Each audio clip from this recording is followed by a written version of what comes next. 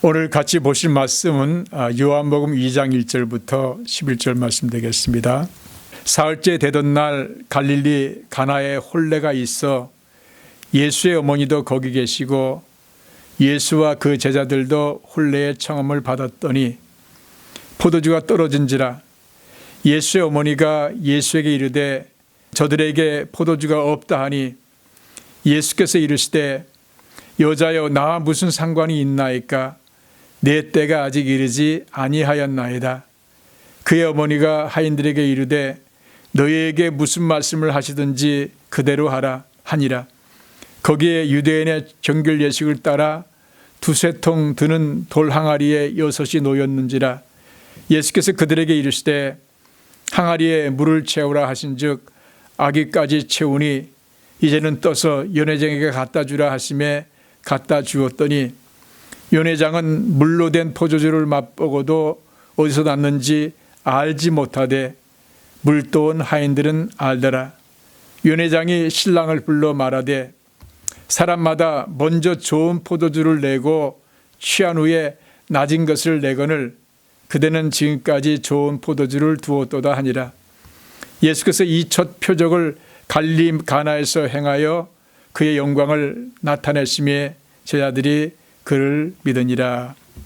아멘.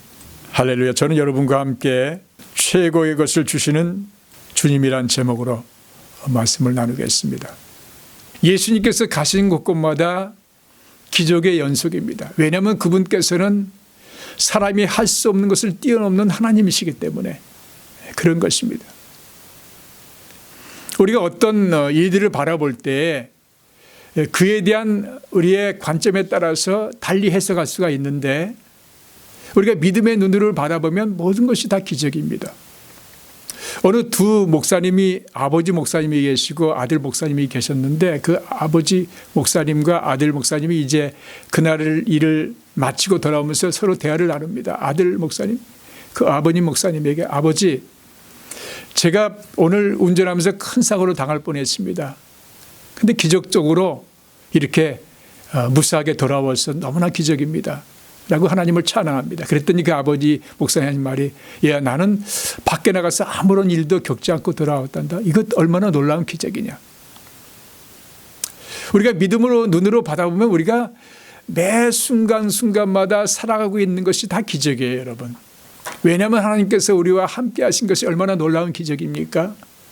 그리고 우리가 그보다 그 전에 예수 믿고 구원받은 것이 얼마나 놀라운 기적입니까?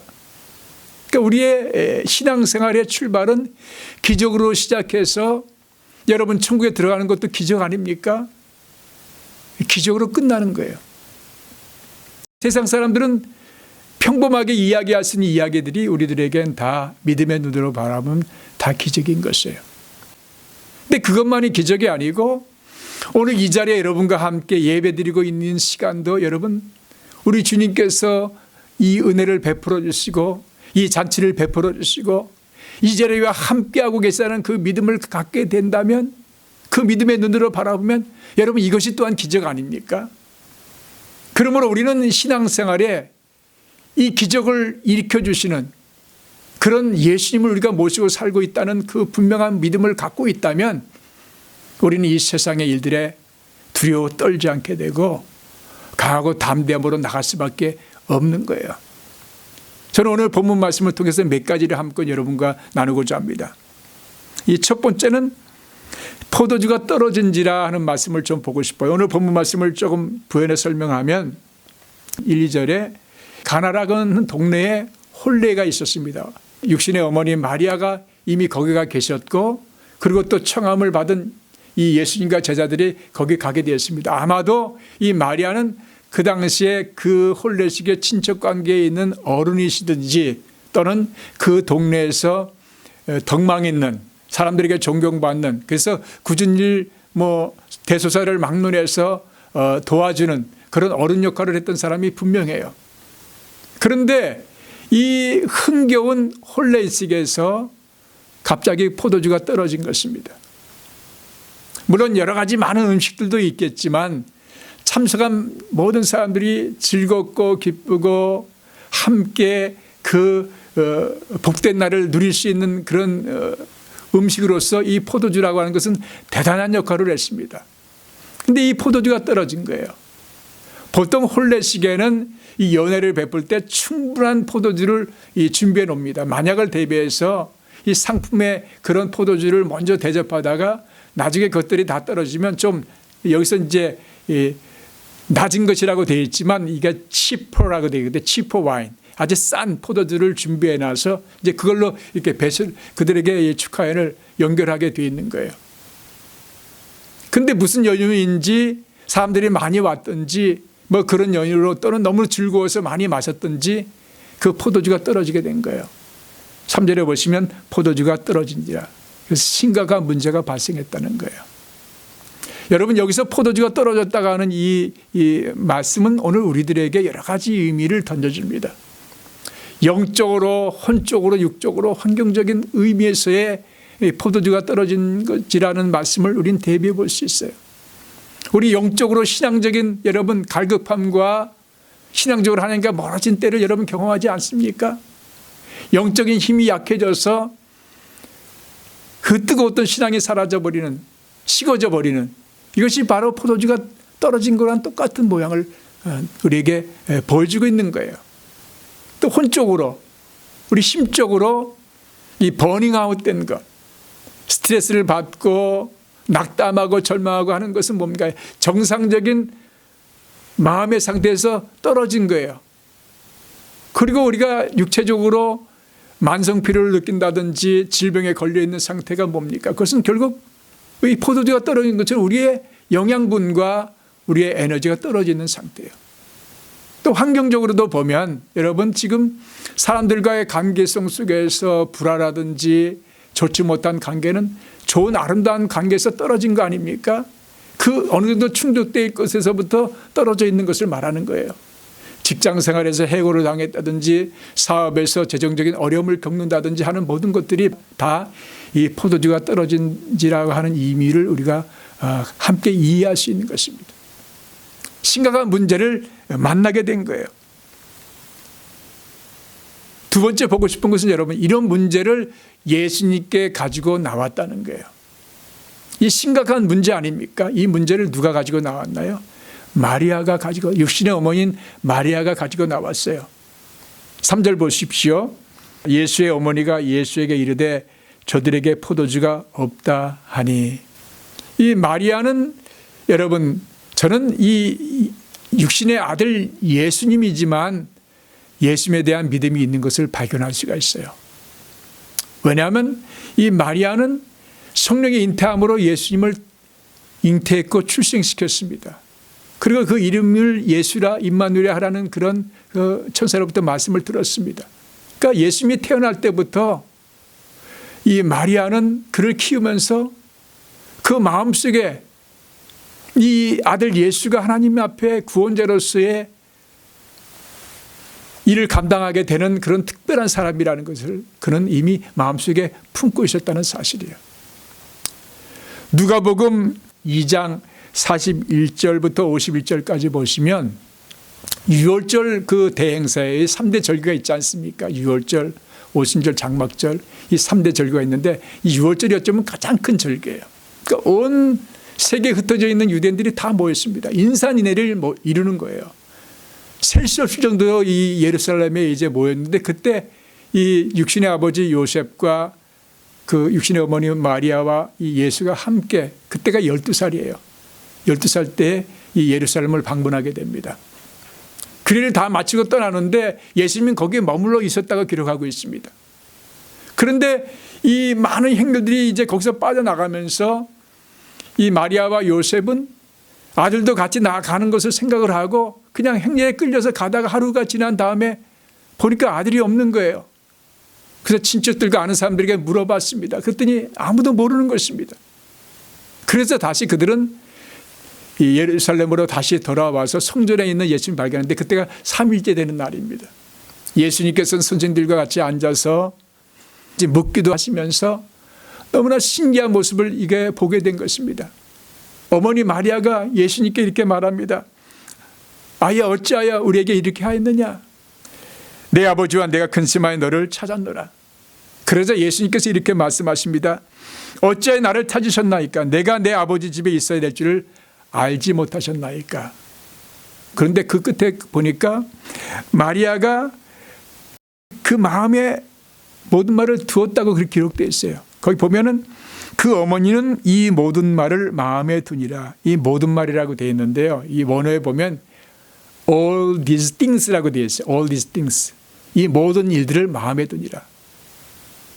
그러니까 이 마리아는 이 태어날 때부터 또는 예수님의 특별한 그런 모습들을 통해서 마음에 깊이 그 다른 사람이 깨닫지 못하는 그런 것들을 깨닫고 있었다는 거예요. 그러니까 예수님에 대한 믿음이, 예수님이 구세주로서 이 땅에 오신 믿음을 육신의 마리아는 갖고 있었다는 것을 우리는 얼마든지 추측할 수가 있습니다.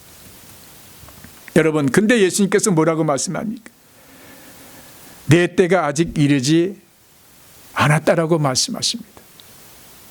여자와 나 무슨 상관이 있나이까? 영어로 보면요, 왜 나에게, 여자여 나에게 이 일을 상관하게 만듭니까? 나의 때, my time이 아직 이르지 않았습니다 라고 말합니다. 여기서 내 때라고 하는 것은 예수님께서 십자가에 달리실 것에 대한 때라고 해석하는 분들도 계시고, 또는 또 공식적으로 퍼블릭리 그 공식적으로 그분께서 활동하시는 것에 대한 때라고 보는 주석가들이 있는데, 어떻게 보든지 예수님의 때라고 하는 것은 우리가 깊은 의미가 있는 것입니다. 예수님께서 우리에게 역사하시는 그 때가 있어요. 하나님으로서 우리에게 일하시는 때가 있어요. 열왕기하 20장 1절부터 7절까지 보시면 히스기야 왕이 병들어 죽게 되었습니다. 그래서 내 집을 정리하라고 말씀하십니다. 그러자 이 히스기야 왕이 얼굴을 벽을 향하고 눈물로 탄식하며 간절히 간청하며 기도하는 장면이 나오죠. 그러자 하나님께서 그 눈물을 보시고 15년의 생명을 연장시켜 주십니다. 죽어야 될 하나님의 때를 하나님께서 작정하셨는데, 그 히스기야 왕의 기도로 말미암아 15년 전혀 하나님의 때와는 상관없는 또 다른 때를 만들어 주셨다는 거예요. 여러분, 엘리야가 기도할 때 3년 반 동안 가물었던 그곳에 하나님께서는 그들에게 진노하셔서 계속해서 가뭄으로 인도하실 계획이 있었던 것 같아요. 그런데 기도하실 때 하나님께서 비를 내려주셨습니다. 여러분, 우리가 기도 생활에 중요한 것이 뭔가요? 우리가 주님 앞에 가지고 나와서 간절히 간축하면, 기도하면 하나님께서 원래 계획한 일이 이것인데도 불구하고 우리의 눈물과 간청을 보시고 그 때를 새롭게 변화시켜 주신다는 사실 여러분 아셔야 됩니다. 하나님은 그래서 사랑의 아버지세요. 우리를 긍휼히 여기시고 불쌍히 여기시는 그런 아버지시기 때문에 그렇게 역사하시는 것입니다. 또 세 번째 보고 싶은 것은 이 기적의 열쇠가 바로 순종이라는 것을 오늘 본문에서 우리에게 가르쳐 줍니다. 5절에 보시면 그의 어머니가 하인들에게 이르되 너희에게 무슨 말씀을 하시든지 그대로 하라 하니라. 하인들에게 이 마리아가 명령을 내립니다. 조금 전에 제가 말씀드렸듯이 거기서 어르신으로서의 그런 입지라고 저는 해석하는 것이 바로 이것이에요. 하인들이 이 마리아의 그 명령을 그대로 순종할 정도의 입지에 있었다는 것입니다. 그런 어르신의 역할을 했다는 거예요. 그때 마리아가 뭐라고 했습니까? 바로 예수님께서 말씀하시면 무엇이든지 그대로 진행하라라고 말을 합니다. 그런데 여기 본문에 보니까 하인들이 이런 방구 그 말에 대해서 논쟁하거나 또 그 이의를 제기하는 모습이 없습니다. 그들은 단지 그대로 말씀한 그 말을 따라서 예수님께서 그 다음에 말씀하신 것을 그대로 순종하는 모습을 볼 수가 있어요. 6절에 보니까 거기에 유대인의 정결 예식을 따라 두세 통 드는 돌 항아리 6이 놓였는지라. 그 이스라엘 백성들에게는 유대 풍습에 정결 예식을 행하는 그 물로 씻는 것이 있습니다. 그런데 이 두세 통 둔다고 하는 것은 오늘날의 20갤론이나 30갤론의 통을 말하고 있는 거예요. 그런 빈 돌 항아리가 6개가 놓여 있는 것을 예수님께서 보시고 그 물을 거기다 물을 채우라고 말씀하십니다. 그 물을 채운 다음에 8절에 이제는 떠서 연회장에 갖다 주라 하심에 갖다 주었더니 예수님께서 물을 채우라 했으니까 그 말씀에 순종해서 하인들은 물을 채웠습니다. 그래서 예수님께서는 떠서 연회장에 갖다 주라 말씀하시니 그들은 떠서 연회장에 갖다 주었습니다. 아무런 변명과 논쟁하지 아니하고 거역하지 아니하고 그들의 순종한 모습을 우리가 볼 수가 있어요. 여러분, 예수님의 역사는 예수님께서 말씀하신 그대로 순종할 때 반드시 일어나는 거예요. 우리 신앙생활에서 뭐 기도의 응답을 받지 못한다 또는 불평하고 원망하며 지내는 이유가 뭡니까? 그것은 예수님께 우리가 간청하지 않기 때문에 그래요. 예수님께서 간청하지 않기 때문에 그러고 동시에 예수님께서 말씀하신 그것을 순종하지 않기 때문에 그래요. 여러분, 순종이 참 쉽지 않습니다. 말같이 쉬운 것이 아니에요. 순종이라는 단어를 우리가 쉽게 쓰지만 순종이 쉬운 것이 아닌 것은 그 내면에 보면 불신과 의심이 있습니다. 예수님에 대한 불신이 깔려 있는 거예요. 예수님을 과연 하나님으로 믿지 않고 있는, 아니 내가 이 문제를 예수님께 내려놓으면 이분께서 해결해 주실까 하는 그런 불신이 있는 거예요. 깔려 있는 거예요. 의심이 있는 거예요. 그리고 내 고집이 깔려 있습니다. 내 편견, 내 경험으로부터 나온 어떤 판단력, 이런 것들이 장애물이 되어서 순종하지 못하게 만드는 거예요. 또 환경의 힘이 우리를 하여금 두렵게 만들고 의심하게 만듭니다. 아니 이렇게 거대한 일이 있는데 이것이 어떻게 해결돼? 있을 수가 없는 일이지 라고 하는 거예요. 그런 것이 순종을 방해하는 큰 장애물이 될 수 있다는 것입니다. 마태복음 21장 18절부터 31절까지 보시면 어느 사람에게 두 아들이 있었는데 맏아들에게 이 포도원에 가서 일하라 그랬더니 맏아들이 예 아버지 그렇게 하겠습니다 해놓고는 가지 않았다라고 기록하고 있습니다. 둘째에게 가서 또 그렇게 말했더니 둘째 아들이 싫습니다. 여기 영어로 보면 I will not이라고 되어 있는데 한국어 번역은 싫습니다라고 아주 노골적으로 표현했어요. 아버지 말을 아주 정면으로 거절했습니다. 그러고 나서 뉘우치고 갔다라고 기록되어 있습니다. 예수님께서 제자들에게 질문합니다. 누가 아버지의 뜻을 따랐느냐? 그랬더니 다들 둘째라고 말합니다. 진실로 너희에게 이르노니 세리들과 창녀들이 너희보다 먼저 하늘나라에 들어간다라고 주님께서 말씀하셨어요. 여러분, 우리의 신앙을 한번 돌이켜 보십시다. 살펴보십시다. 우리가 외적으로는 그럴싸하게 신앙생활 하는 것 같죠.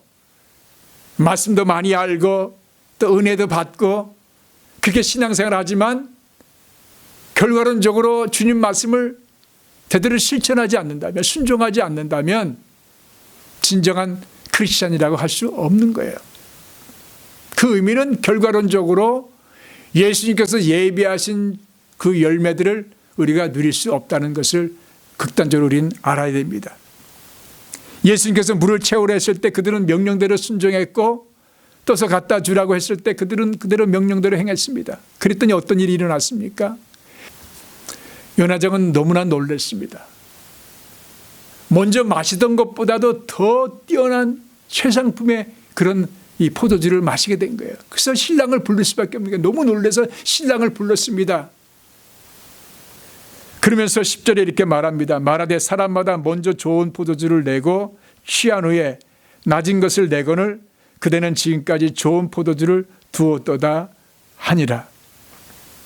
여기서 좋은이라는 단어를 여러분과 좀 나누고 싶은데, 좋은이라고 하는 단어는 이 헬라어로 칼론이라고 합니다. 칼론. 근데 이 칼론의 의미를 보면 뭐 여러 가지 면에서 다 사용되는 단어예요.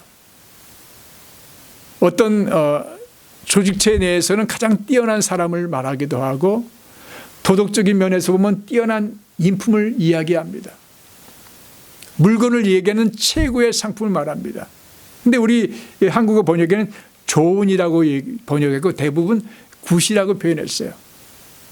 근데 NIV에 보시면 더 베스트라고 번역해 놨습니다. 최고의 것. 원어의 내용을 잘 살려서 더 베스트라고 했어요. 더 베스트 와인. 최고의 와인을 내놓았다고 극찬을 합니다. 또 그 다음에 패션 트랜슬레이션이라고 하는 그런 번역본에 보면 The most exquisite wine이라고 되어 있어요. 그러니까 가장 최상품의 이 세상에 어떤 것도 비교할 수 없는 그런 와인이라고 그렇게 표현해 놓고 있습니다. 저도 이렇게 해석하고 싶어요. 최고의 것. 네, 그런데 여러분 여기서 이 물이 포도주로 변했다는 것은 이것은 인간이 할 수 없는 기적입니다.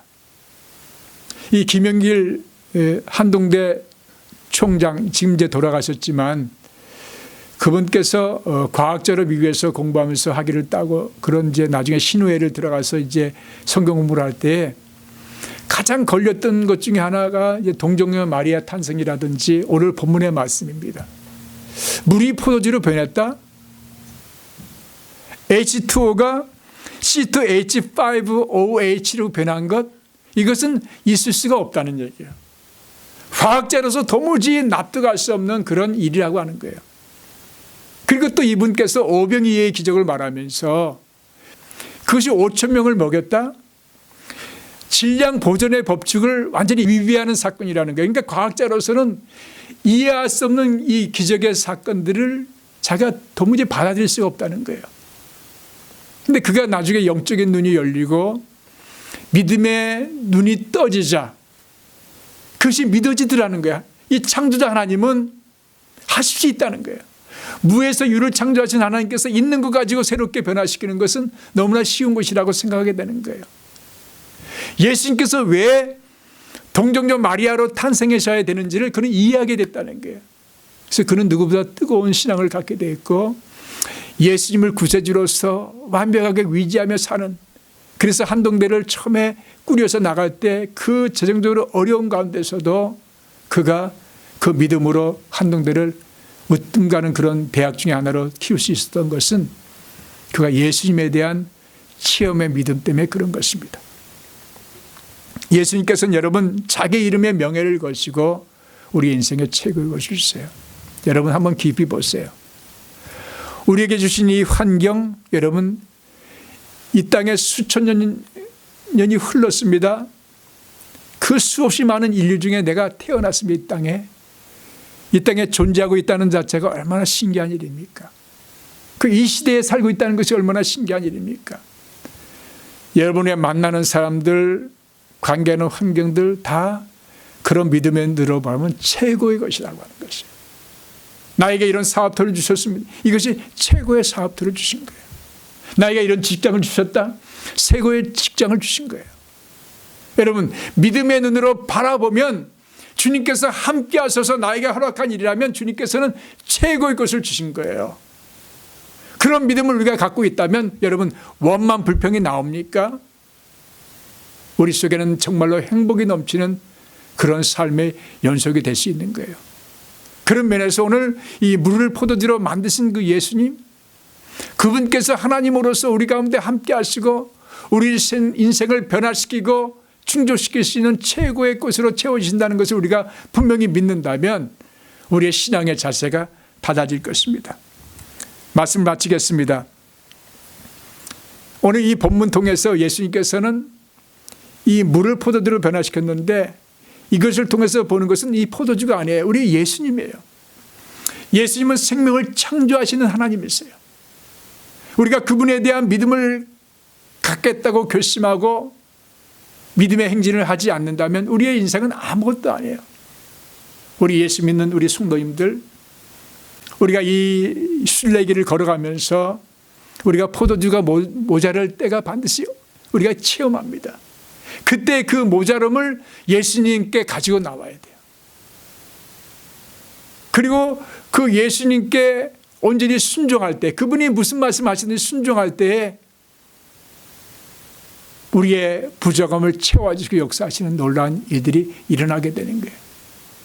그것을 체험한 우리들은 그 주님을 더욱더 알게 되고 그분께서 베푸신 은혜를 우리가 깨닫게 되고 그래서 이 땅의 순례자의 삶 동안에 그분의 영광을 위해서 살며 그분과 너무 깊은 신앙생활을 감당함으로 말미암아 우리 생활에 천국 들어가는 준비를 완벽하게 해낼 수 있는 그리고 이 땅의 삶에 우리가 때로 부족한 것이 우리가 나타날 때마다 우리 주님께 갖고 나와 해결됨으로 말미암아 그 받은 은혜와 축복을 통해서 더 많이 다른 사람에게 베풀고 나누고 복음을 더 힘있게 증거함으로 더 많은 사람들이 구원받는 그런 일들을 감당하는 우리가 되어야 될 줄로 믿습니다.